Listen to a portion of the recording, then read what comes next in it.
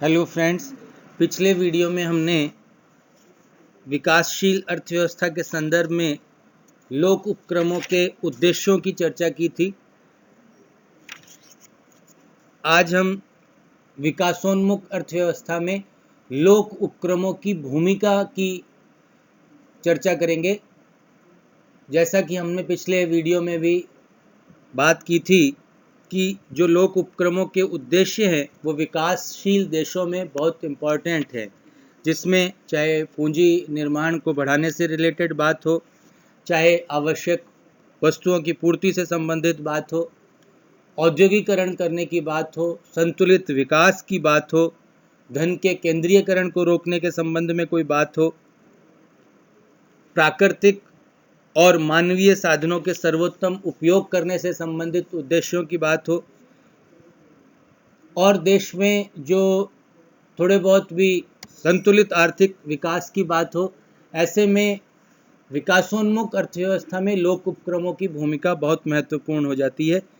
हम जानते हैं कि द्वितीय विश्व युद्ध काल के पश्चात अधिकांश राष्ट्रों ने साम्राज्यवाद के चंगुल से मुक्त होकर स्वतंत्रता प्राप्त की थी, और इसी कारण से उनका विकास जो नहीं था, उस विकास को करने के लिए जो उनकी इच्छा, उनकी तत्परता, उनकी आकांक्षा इतनी ज़्यादा थी कि ऐसी अर्थव्यवस्था में लोक उपक्रमों की भूमिका बहुत इम्पॉर्टेंट थी, और उन राष्ट्रों ने नियोजित विकास की नीति को अपनाया था, और उस सब के चलते निश्चित रूप से लोक उपक्रमों की भूमिका बहुत इम्पॉर्टेंट हो जाती है।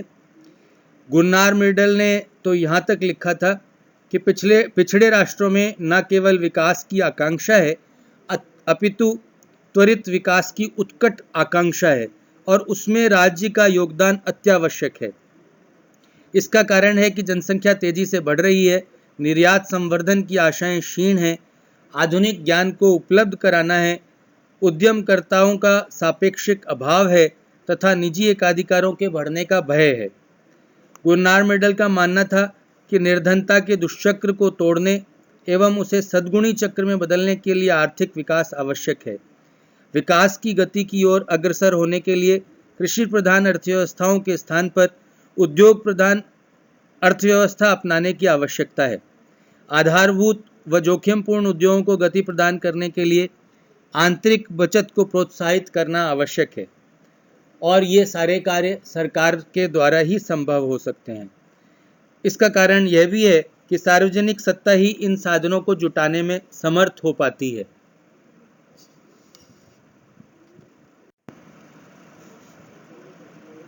हम निश्चित रूप से ये मान सकते हैं कि विकासशील देशों को लोक उपक्रमों की बहुत ज़्यादा आवश्यकता है।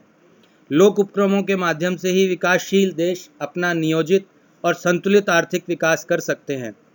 विकासशील देशों की बचत एवं विनियोग की क्षमता सीमित रहने के कारण वे अपने परंपरागत व्यवसाय को छोड़कर नए क्षेत्र में आने का साहस नहीं कर सकते। अतः लोक उपक्रमों के माध्यम से इन राष्ट्रों में नव जीवन का संचार करना है तथा उपलब्ध प्राकृतिक और मानवीय संसाधनों का पूरा उपयोग करना है, तो विकासशील देशों का विकास करना ही होगा।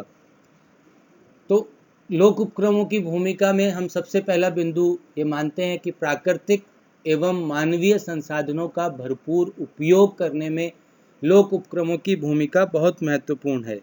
अधिकांश विकासशील देशों के पास प्राकृतिक और मानवीय संसाधनों के भंडार भरे पड़े हैं, किंतु तकनीकी ज्ञान और पूंजी के अभाव में वे इनका भरपूर लाभ नहीं उठा पाते हैं।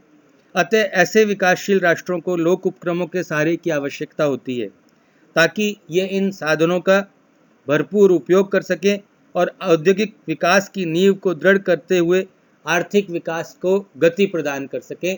तो प्राकृतिक और मानवीय संसाधनों के भरपूर उपयोग में लोक उपक्रमों की भूमिका बहुत महत्वपूर्ण है।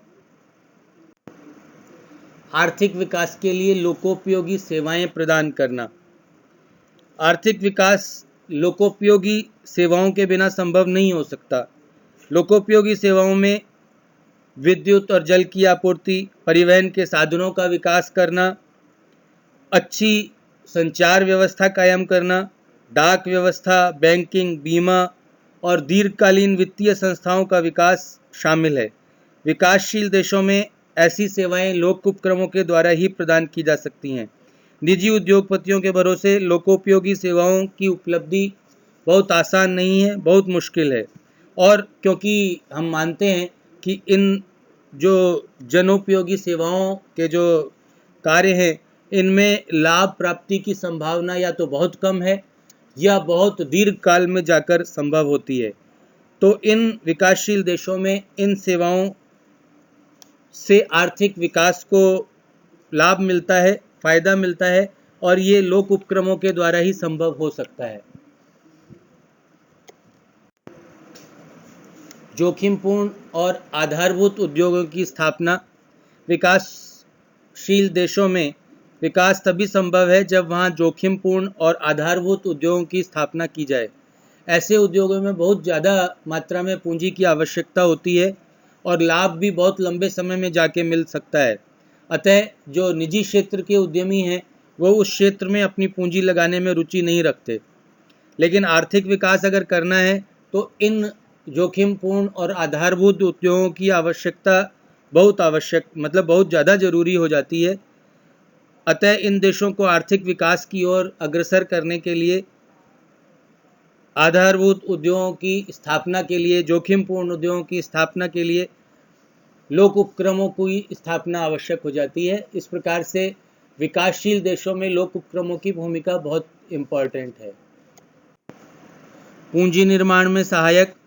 विकासशील राष्ट्रों के सम्मुख सबसे जो प्रमुख समस्या है वो पूंजी निर्माण की होती है, क्योंकि लोग पूंजी लगाना नहीं चाहते हैं। कृषि प्रधान अर्थव्यवस्था में थोड़ा बहुत भी पैसा अगर कमाता है आदमी तो या तो मकान में लगा देता है, ज़मीन खरीद लेता है, या सोना आदि खरीदने में अपनी व्यस्त रहता है, अपनी अतृप्त इच्छाओं को पूर्ण करने में लगा हुआ रहता है। तो पूंजी निर्माण में दिक्कत आती है।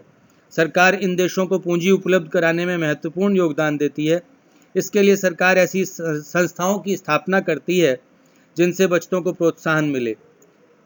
सरकार लोक उद्योगों से प्राप्त लाभ को भी आर्थिक विकास के कार्यों में लगाती रहती है। लोक उपक्रम सरकारी उपक्रम होने के कारण विदेशों से भी पूंजी प्राप्त करने की कोशिश की जाती है। इस प्रकार लोक उपक्रम विकास के लिए आवश्यक पूंजी एकत्रित करके आर्थिक विकास में योगदान देते हैं। गरीबी के दुष्चक्र को तोड़ना। हम सब जानते हैं कि विकासशील देश कृषि पर आधारित हैं और कृषि मानसून का जुआ है, और इस सब वजह से विकासशील देशों में गरीबी एक बहुत बड़े अभिशाप के रूप में देखी जाती है। जब तक इससे मुक्ति नहीं मिलती तब तक आर्थिक विकास की कल्पना भी साकार नहीं हो सकती। अतः निर्धनता के इस दुष्चक्र से मुक्ति पाने के लिए उद्योग धंधों का विस्तार करना होता है। इनसे रोजगार में वृद्धि होती है, पूंजी निर्माण तथा बचत क्षमता में वृद्धि होती है और लोगों का जीवन स्तर सुधरता है। लोक उपक्रम ही आधारभूत उद्योगों की स्थापना कर विकासशील देशों को निर्धनता के दुष्चक्र से मुक्ति दिला सकते हैं। तो गरीबी के दुष्चक्र को तोड़ने के लिए भी लोक उपक्रमों की भूमिका बहुत महत्वपूर्ण है। नियोजित विकास में सहायक। विकासशील देशों में सरकार नियोजित विकास की योजनाएं बनाती है, नियोजित विकास करने का प्रयास करती है। योजना की सफलता इस बात का प्रमाण मानी जाती है कि साधनों का बंटवारा संतुलित हो, योजनाओं की प्राथमिकताओं के अनुसार हो। लोक उपक्रमों की स्थापना से सरकार नियोजित विकास के प्रति आश्वस्त होती जाती है और ऐसी योजनाओं से देश का आर्थिक विकास होता है। अविकसित एवं पिछड़े क्षेत्रों का विकास। विकासशील देशों में उद्योगों का असंतुलित विकास होता है। वहाँ पिछड़े और अविकसित क्षेत्रों के विकास की ओर कोई ध्यान नहीं रखा जाता। निजी उद्योगपति पिछड़े क्षेत्र में उद्योग धंधों की स्थापना से कतराते हैं, नहीं लगाना चाहते हैं। अतः लोक उपक्रम ही इन क्षेत्रों में उद्योग स्थापित कर संतुलित आर्थिक विकास को बढ़ावा देते हैं। तो अविकसित एवं पिछड़े क्षेत्रों के विकास में लोक उपक्रमों की भूमिका बहुत ज़्यादा इम्पॉर्टेंट है, बहुत महत्वपूर्ण है। लोक उपक्रमों द्वारा रोजगार के अवसरों में वृद्धि करना। विकासशील देशों में बेरोजगारी एक बहुत बड़ी समस्या है। देश को रोजगार प्रदान करना चाहिए और रोजगार प्रदान करने के लिए विकासशील अर्थव्यवस्था में लोक उपक्रमों की भूमिका सर्वविदित है। हम जानते हैं कि विकासशील देशों में आय की असमानता और बेरोजगारी का बाहुल्य होता है। लोक उपक्रम लोगों को रोजगार उपलब्ध करवाते हैं। रोजगार लोगों की कार्यक्षमता में वृद्धि करता है और उनके जीवन स्तर में वृद्धि करता है। लाभ और विनियोग की मात्रा में वृद्धि होती है।